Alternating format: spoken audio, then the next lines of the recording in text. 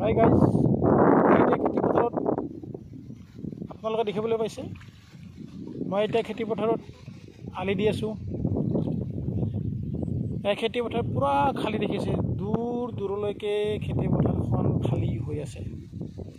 ইয়াৰ কাৰণ হ'ল আজিকালিৰ মানুহে ঘুমেগেৰা হৈ গৈছে। সেইকাৰণে খেতি কৰা মানুহ, কাম কৰা মানুহ পাব নাই। চৰকাৰে ইমান আঁচনি দি থৈছে, এই আঁচনি দিয়াৰ কাৰণে মানুহৰ অভাৱ নোহোৱা হৈ গৈছে। আঁচনি দিয়ক, কথা নাই, চৰকাৰে আঁচনি পাওক, কিয়নো পাওক, এটা ঘৰ নহয় দুটা ঘৰ পাওক, ৰেচন কাৰ্ড 4খনো বনাওক। কিন্তু যদি খেতিয়কে বা মধ্যবিত্ত কেনেকৈ বাৰু খেতি কৰি নিজৰ জীৱন যাপন কৰিব? মধ্যবিত্ত শ্ৰেণীৰ মানুহবিলাকে বৰ্তমান বহুত কষ্ট কৰিব লগা হৈছে। যেনেকৈ খেতিয়ক দিয়ক না আঁচনি, খেতিয়কৰ আঁচনি দিয়ক, যাতে খেতিয়কে ভালদৰে খেতি কৰিব পাৰে।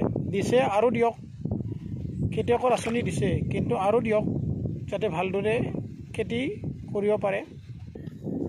আলি দি পিনে ঘৰৰ পিনে গৈ আছোঁ। এতিয়া সকল লাগি গ'ল, সেই এতিয়া ঘৰৰ পিনে গৈ আছোঁ। এবাৰ চাহ তাহ খাই, নেমু পানী খাই